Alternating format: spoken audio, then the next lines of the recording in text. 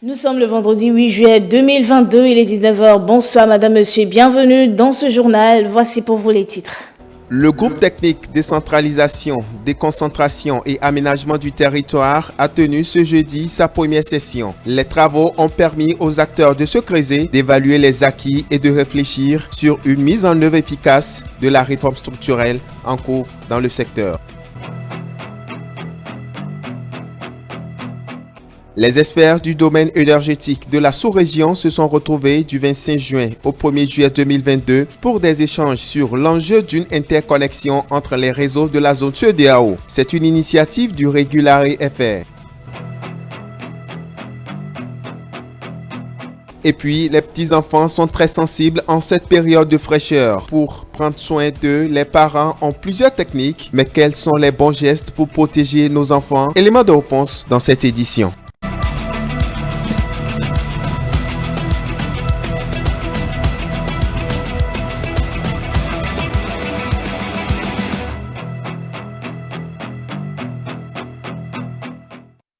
Eh bien voilà les titres et merci de nous renouveler une fois encore votre confiance pour vous informer. Le groupe technique décentralisation, déconcentration et aménagement du territoire composé des acteurs du secteur de la décentralisation et des partenaires techniques et financiers a tenu ce jeudi sa première session. Et au cours de cette rencontre, justement, les participants ont passé en revue les acquis de ces dernières années et ont proposé des pistes de solutions pour réussir les réformes en cours actuellement dans le secteur. Le point de ce compte rendu. Acteurs du secteur de la décentralisation, partenaires techniques et financiers, acteurs de la société civile, conviés à la première session du groupe technique décentralisation, déconcentration et aménagement du territoire. Un cadre de dialogue, de partage d'informations et de communication. On est vraiment très heureux que cette rencontre puisse se faire aujourd'hui. Dans un moment où beaucoup de choses se passent, beaucoup de changements, on est dans une réforme, on a eu à plusieurs reprises à échanger, donc c'est pour nous un bon moment, au fond, de faire le point avec vous, et que vous nous fassiez le point sur les réformes en cours, sur les étapes qui ont été franchies et sur les étapes qui restent à franchir. La dite rencontre va permettre aux acteurs de travailler à mettre en place une gouvernance transparente, équitable dans le secteur de la décentralisation. Cette première session de notre cadre de concertation, qu'est le groupe technique décentralisation, déconcentration et aménagement du territoire, se tient dans un contexte principalement marqué par la mise en œuvre de l'une des réformes phares du programme d'action du gouvernement 2, avec déjà pour résultat, sur la base des dispositions du protocole d'accord de partenariat gouvernement commune, premièrement, le transfert de ressources humaines compétentes et deuxièmement, la mise à disposition de moyens conséquents en appui aux efforts consentis par nos collectivités territoriales. En effet, après 20 ans d'expérience en matière de décentralisation, a rappelé le ministre, le constat est amer. Il est apparu nécessaire de réunir ces acteurs du système pour essayer de répondre aux besoins actuels dans un environnement en pleine mutation. C'est dans ce contexte que la nécessité de la réforme s'est d'ailleurs avérée encore plus opportune pour le gouvernement. Ainsi, avec la loi 2021-14 du 20 décembre 2021, portant code de l'administration territoriale en République du Bénin, divers réajustements ont été consacrés. Il s'agit, entre autres, de la création de nouveaux organes, de la redistribution des rôles et de la réorganisation des relations entre les différents organes communaux, d'une part, et les préfectures, d'autre part. Cette première session s'est achevée par la signature de l'aide-mémoire de la revue sectorielle 2020 entre le ministre de la décentralisation et de la gouvernance locale et la chef de file des partenaires techniques et financiers. Voilà, compte rendu signé justement Angèle Toboula du 28 juin au 1er juillet 2022. Il s'est tenu à Cotonou le 10e atelier des experts du domaine énergétique de la sous-région. Et c'est une initiative du Regula.fr, le réseau de régulation de l'énergie. Durant 4 jours, les participants conviés à cette rencontre ont compris l'enjeu d'une interconnexion entre les réseaux de la zone CEDEAO. Les détails dans cet élément de Aziz Adam Souley. Dans cette salle, des experts et acteurs intervenant dans la chaîne de transformation énergétique. Venus de plusieurs pays de la sous-région, ils se sont donné rendez-vous ici pour ce 10e atelier thématique axé sur l'intégration régionale et les échanges transfrontaliers. C'est donc une importante rencontre organisée avec l'appui de l'Union européenne qui s'inscrit dans le cadre de la mise en œuvre de sa stratégie d'assistance aux pays membres pour le développement du secteur de l'énergie. Le nouvel environnement créé par l'ouverture du sous-secteur de l'électricité à d'autres intervenants, notamment le privé, le souci de garantir la sécurité des investissements, donc l'équilibre financier du secteur, des transactions en toute transparence et la nécessité d'assurer la protection des consommateurs ont imposé la création et la mise en place au Bénin de l'autorité de régulation de l'électricité que nous voulons plus que jamais forte et effectivement indépendante. Dans ce sous-secteur de l'électricité, la réforme vise principalement à garantir l'approvisionnement en énergie électrique de notre pays à un coût compétitif, à développer les énergies renouvelables, puisque au Bénin également la transition énergétique est en marche. Et notre objectif avant 2026, c'est de pouvoir couvrir l'ensemble des besoins en matière d'énergie électrique au Bénin et être en capacité d'aller sur le marché, la bourse de l'électricité pour en vendre aussi à l'étranger. Le Bénin est à la tête de l'instance dirigeante du comité de coordination du Regulari FR et à cette rencontre de renforcement de capacité et de partage d'expérience, l'Union européenne renouvelle son appui. L'Union européenne se réjouit donc d'avoir pu contribuer, non seulement au niveau national, mais aussi au niveau régional, en collaboration étroite avec l'UEMOA et le WAP et ECOWAS, à cette véritable amélioration du secteur au profit des citoyens du continent africain. Tout d'abord, l'action de l'Union européenne en matière de régulation avec nos pays partenaires se concentre sur 3 axes d'intervention. Donc le premier, apporter un soutien politique et institutionnel, renforcer la capacité de mise en œuvre, la diffusion d'expérience et de savoir-faire. Enfin, mettre en place des mécanismes financiers pour encourager l'investissement. Au regard de la qualité des éminents invités conviés à cet atelier, la vice-présidente du réseau de régulation est rassurée de ce que les participants repartiront ragaillardis. C'est la 2e fois que le réseau vient à Cotonou. C'est un réseau des régulateurs francophones qui se réunit 2 fois par an, en général à l'invitation d'un de ses membres.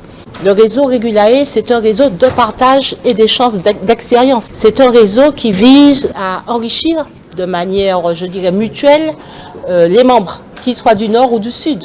Donc je n'ai aucun doute, vu la qualité des membres que nous avons ici, sur le fait que nous ressortirons tous un peu plus avertis des échanges d'expérience sur la construction des réseaux régionaux. Les conclusions issues de cette rencontre sous-régionale ont permis à la fin des travaux de mieux cerner les enjeux des échanges transfrontaliers et les avantages d'une interconnexion à tous les réseaux de la zone CEDEAO. Et vous le savez, nous sommes en saison pluvieuse. Comment prendre soin des enfants en cette période où pluie et vent frais font frémir même les adultes?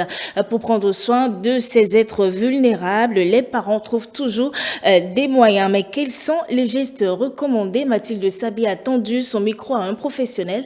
Un reportage. Période de fraîcheur, période sensible pour tous, précisément pour les enfants.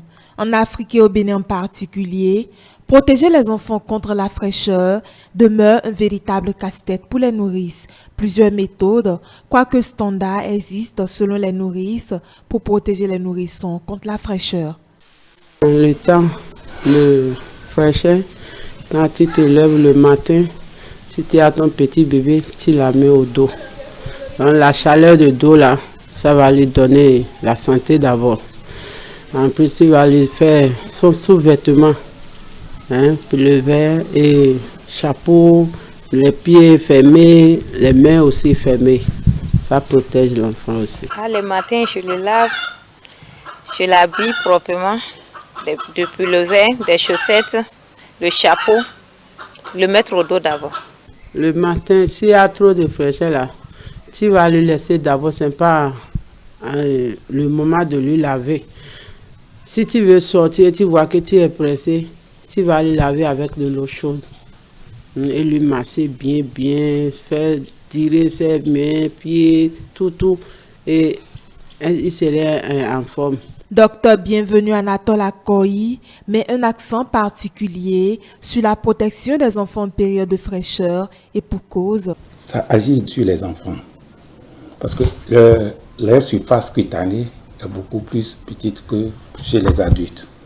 Et en temps de fraîcheur, moi je pense qu'il faut protéger les enfants. La fraîcheur peut être un moyen de transmission des maladies telles que la pneumonie et d'autres infections ORL. Compte tenu de la place capitale qu'accorde le pédiatre à la protection des enfants en période de fraîcheur, il fait quelques recommandations à l'endroit des nourrices.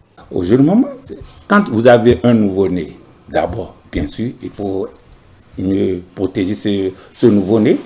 Au fur et à mesure que l'enfant grandit, il faut bien les protéger en les habillant. Oui, c'est ce que les porter des chapeaux et des choses. Le plus souvent, les nouveaux-nés d'abord.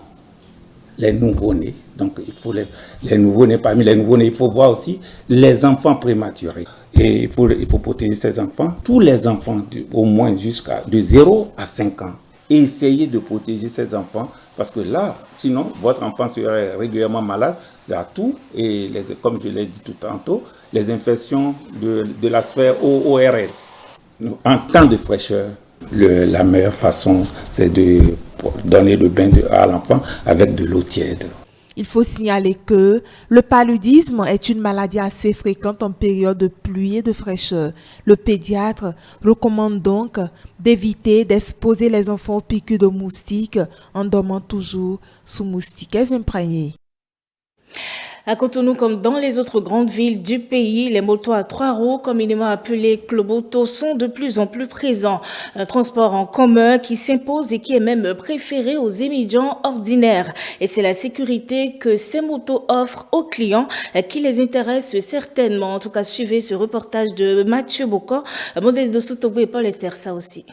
Ils sont présents dans toutes les rues des grandes villes du Bénin. Apparu pour la première fois au milieu des années 2000, cette tricycle, communément appelée Kloboto, occupe une place centrale dans la vie des Béninois. Auguste est chauffeur de tricycle. Il exerce ce métier depuis 22 ans. Depuis 3 mars 2000 que je commence à conduire avec le blanc. C'est un blanc qui a amené le tricycle et que on a commencé avec le blanc. Et petit à petit, nous sommes achetés et on commence. Donc ça là maintenant, c'est pour moi-même. Ces motos à 3 roues sont fabriquées en Asie et surtout montées au Nigeria. Lentement, ils ont envahi le quotidien des populations. On a plus de confiance dans le Kloboto que sur les motos à 2 roues. Les conducteurs ne filent pas trop et vont lentement. C'est le même prix que sur les îles. Mais ici, on a plus d'assurance. Les tricycles se sont progressivement introduits au Bénin et ont fini par ravir la vedette aux autres transports en commun. Nous prenons les clients pour amener au Topa et prendre au Topa pour aller les descendre et à Papa où les gens veulent aller. Les gens achètent les bagages et on prend et on les fait descendre là où ils voulons. Les gens nous louent pour aller Porto Nouveau et on partit. La raison du succès de ces motos vient simplement de leur prix très accessible. Pour notre tarif, de quitter à Bator pour venir ici, c'est à 150. Pour retourner, c'est à 200. Et on prend 3 clients derrière. Vous voyez, ça fait 450 pour venir ici. Au soir de son périple, Théodore peut récolter banalement un bénéfice intéressant. On peut gagner à 4 000, 4 500. Avant, là, quand nous avons le pack, ça marche. Au moins, tu vas trouver 7 000, 6 500, 6 000 pour rentrer. Maintenant, on n'a pas le pack. L'absence de pack, une des difficultés majeures. Ces conducteurs sont obligés de garer en pleine rue, causant parfois d'embouteillages. Entre risques et contraintes, Auguste dit n'avoir pas le choix. C'est le seul travail qu'on a. C'est ça qui garde les enfants. On travaille ici, on rentre à la maison avec quelques sous. On se contente de ça, puisque c'est le seul que l'on a. On travaille ça la seule. C'est donc un sacrifice de 22 ans qu'Auguste n'entend pas laisser de sitôt. Il faut que les autorités nous trouvent quelque part pour qu'on puisse rester pour charger les clients au moins. En attendant que son cri de cœur soit entendu, ces conducteurs de motos à 3 roues se contentent du peu qu'ils gagnent pour satisfaire leurs besoins fondamentaux. Depuis les années 2000, les cheveux nappies ont fait leur retour sur le continent africain. Au Bénin, la tendance a pris après 2010 et les adeptes ont multiplié les initiatives pour se libérer du conformisme capillaire. 10 ans après le retour au naturel adopté par beaucoup de femmes, la tendance est-elle toujours d'actualité? La réponse à travers cet élément.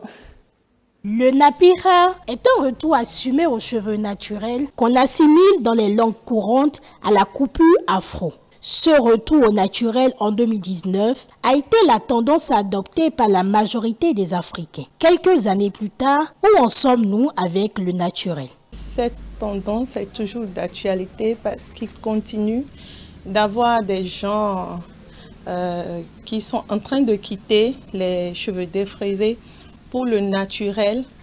Néanmoins, je peux l'évaluer à peut-être 2-3%.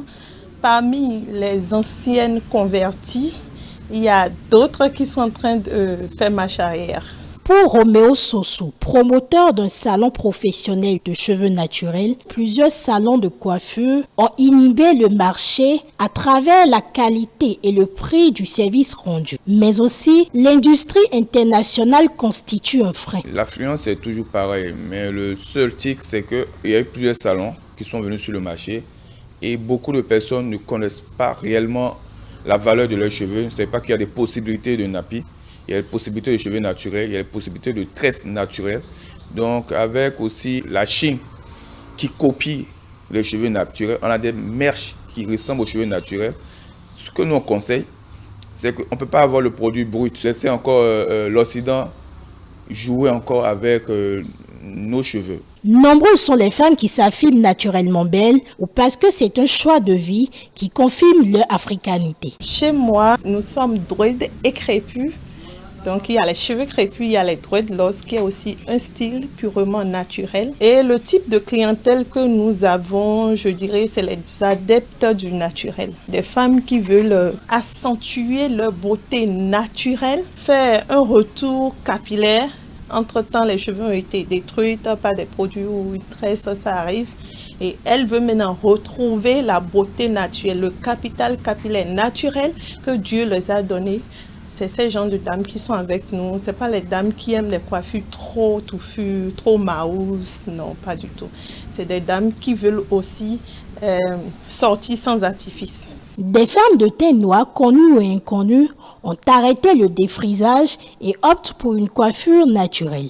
L'intention est double selon la clinicienne, trop abîmée par les produits chimiques toxiques et promouvoir la beauté noire. Comment faire ce retour au naturel et combien de temps faut-il attendre? Quand vous avez déjà les cheveux défrisés et vous voulez revenir aux cheveux crépus, comme on le dit, ce qui est sûr, quand vous défrisez, il y a un changement total de ce que vous avez sur la tête. C'est-à-dire il y a un changement dans les liaisons moléculaires. Donc la nature du crépus n'est jamais égale à la nature des cheveux défrisés. Et les cheveux défrisés ne peuvent jamais revenir crépus. Vous allez perdre tout ce qui a été touché par le défrisant. Donc la durée, c'est la durée normale d'une repousse de cheveux. De ces femmes investissent pour obtenir un retour de capillaire au naturel. Ce que j'apporte dans ma communauté, c'est de ramener toute femme noire, toute femme africaine au naturel. Donc mon apport déjà n'a pas de prix. Mon apport, c'est toujours me battre pour que chaque descendant africain ait sa crinière sur sa tête. Comme un homme, comme un père, comme un mari. Toi, femme, tu sors le matin toute belle, rayonnante, avec une perruque sur la tête. Tu rentres le soir, on retrouve une mémé de 90 ans. Même la mémé de 90 ans, actuellement au naturel, est encore plus belle. Arrêtez vos perruques. Ça vous dégarnit vos cheveux. Ça ne vous aide pas. Vous perdez les tempes, l'alopécie précoce. Vous avez des nattes qui puent, pour ne pas dire ça. 6 mois, 3 mois pour d'autres. Vous avez 128 perruques. C'est des casquettes, on ne sait pas. Les professionnels du domaine préconisent. Vous savez, les hommes déjà sont des naturalistes, ils sont naturels, ils ne se compliquent pas la vie. Je dirais tout simplement, voir une fois vaut mieux qu'entendre 1000 fois. Je les invite parce qu'on est à l'heure du tic. Je les invite toutes à aller taper sur Internet, faire leurs propres recherches. Je crois que plus jamais elles ne toucheront au défrisant. L'histoire enseigne que le nappé signifie littéralement naturel et happy. Être naturel voudrait donc dire adopter un style naturel et s'y sentir heureux. Une tendance des temps anciens qui a fait son retour. Et c'est la fin de ce journal. Merci à Modeste Dossou-Togbe qui a réalisé cet élément. Merci également à toute l'équipe qui vous a permis de nous retrouver chez vous. Nous serons également heureux de vous retrouver sur l'ensemble de nos plateformes digitales, notre site internet, le www.etelebenen.com, notre page Facebook eTélé en direct, notre compte Twitter eTélé Live, notre chaîne YouTube avec l'identifiant eTélé Bénin. Vous pouvez également nous suivre en direct via l'application iOS et Android.